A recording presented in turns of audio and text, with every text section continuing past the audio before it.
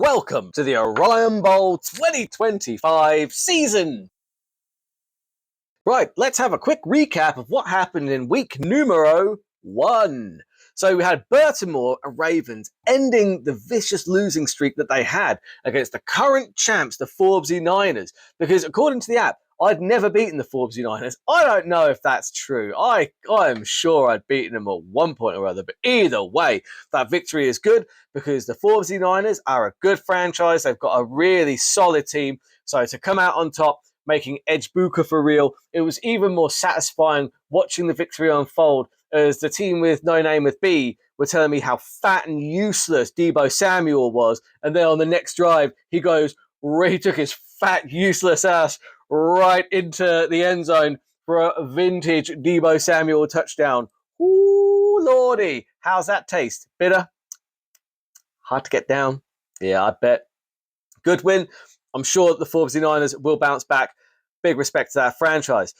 The team with no name with A, the Minnesota Vikings. They're really the rightful nameth. The rightful nameth. They toppled they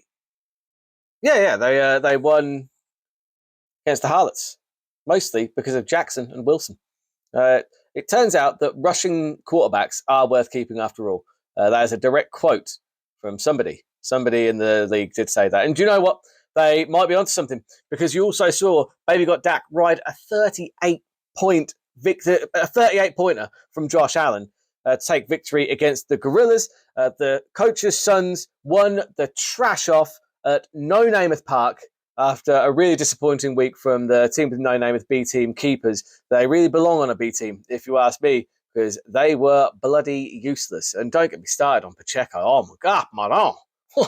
Oh, good Lord. But you know what? The Suns didn't exactly cover themselves in glory either, but I'm sure they will bounce back because the Suns generally do, if I'm being honest. And Arizona took advantage of this week's lowest scorer, but he did vindicate his very early pickup of Justin Fields. He got 29 points and he looked sensational despite losing to the Pittsburgh Steelers by 1, which I will be honest did sting a little. Thank you for that, Aaron Rodgers. Aaron Rodgers looked sensational. Why he couldn't look like that last year is beyond me. But you know what? He wasn't a good fit for the Jets. I still thought in that loss, the Jets played really well and there's a lot to be hopeful for. I felt the same way about the Dallas Cowboys, actually. When you watch that game against the Eagles this week, there's a lot to be hopeful for. Dak didn't put up big numbers, but he didn't make any mistakes. He didn't turn over the ball. He handed off to Javonte Williams, who also looked very good, who I've picked back up. Just not because I'm going to play him, it's just to block the team with no name with B from getting a fairly serviceable running back. I mean, look, Javonte Williams, he is probably going to prove himself to be really elite, but I can't start him over Bijan Robinson, Bucky Irving, Breece Hall, or Ashton Jeanty. I have too many running backs. I have a surplus of running backs, and I just added Judkins to that mix as well. God, what am I doing? I can only play 3. Can I just remind? I can only play 3 at a time. That should be the title of this video, although it's just going to be called a generic Orion Bowl 2026 Week 2. Sweet D of the week was the Denver Broncos, putting up 14 points. It still wasn't quite enough for the Harlots, sadly. So let's move on to not to a recap, to a preview even of Week 2. That's right. Another nice little jump cut there for you, Ali. That was for you, buddy. That was for you. Always keep you in mind. So I'm looking at the Ravens versus the team with no Namath B, the original Namath, but not the true Namath. And do you know what?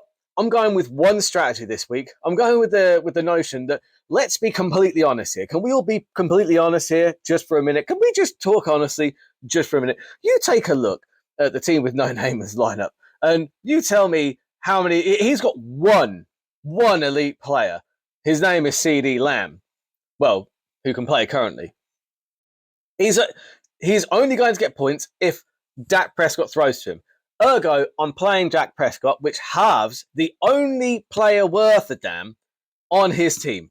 And if he has a bad game, Dak has like a bad to mid game, And if he pops off, then Dak is going to have had a pretty good game. but it just negates everything that CD Lamb does. The rest of my team will do the rest. I'm going to march on to victory, riding on the coattails of fat, useless Deebo Samuel. And, of course, Edge Booker. And also I'm putting in Breece Hall this week because I feel like the Buffalo defense did not look good. I mean, I know I'm not expecting a Derrick Henry day, but come on. The run D looked pretty bad for Buffalo this week. And the Jets were running the ball really well. And do you know what? There are a lot of similarities between the play style, because you've got a quarterback in Justin Fields who can run. And I'm not saying he's a Lamar Jackson, but he's still going to run threat.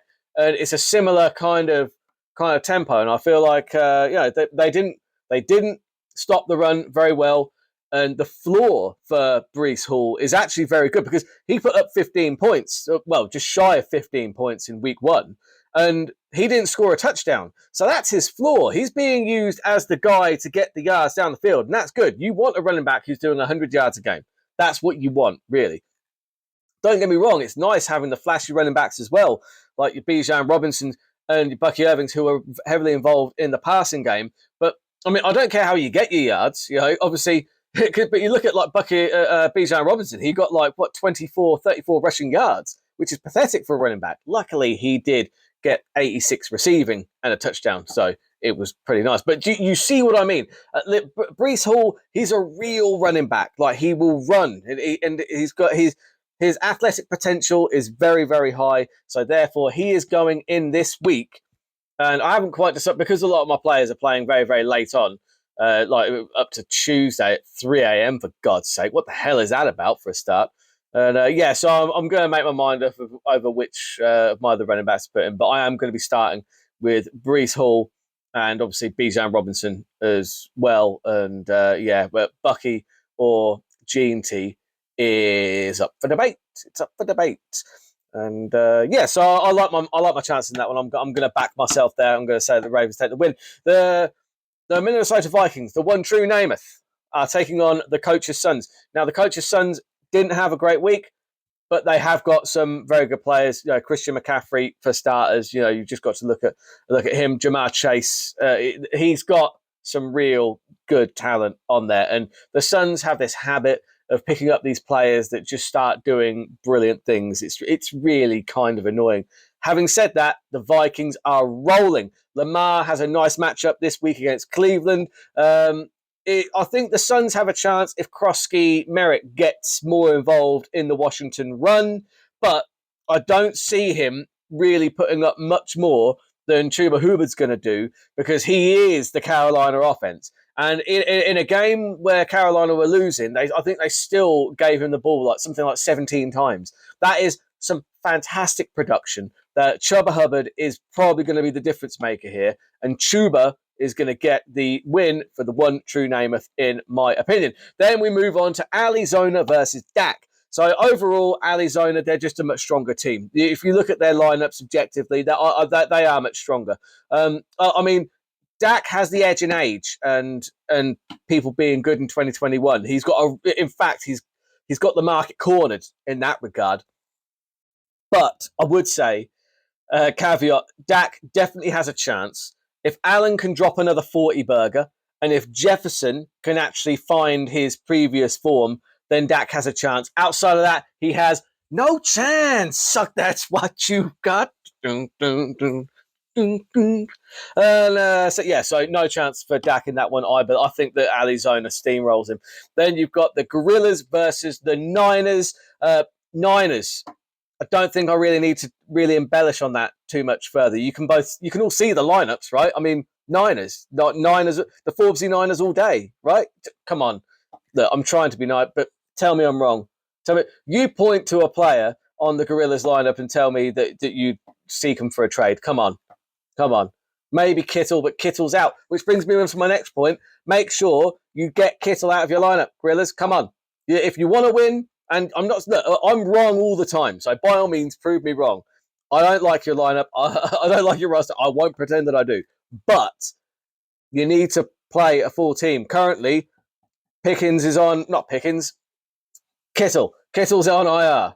So get him replaced, get Kraft in there. Kraft plays on Thursday. So you need to get him in, because Otherwise, you're going to have to pick up a different tight end.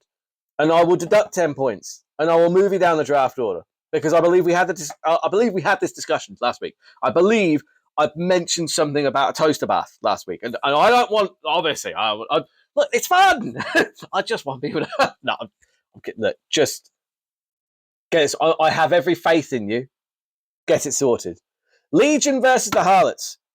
Harlots for me on this one, I think, just because Legion are on their trash form. They're not the Legion of the Legion of Vault. But what I will say, caveat, Devil's avocado, if Kamara and Taylor can turn up, and we know they're really more than capable of putting up some insane numbers, right? You've got Kamara and Taylor for the Legion, and I do like that as a pairing. However, look, you can't Jahmyr Gibbs and Saquon Barkley for the Harlots. I feel like he has enough quality on his roster that he's going to come good more than he comes bad.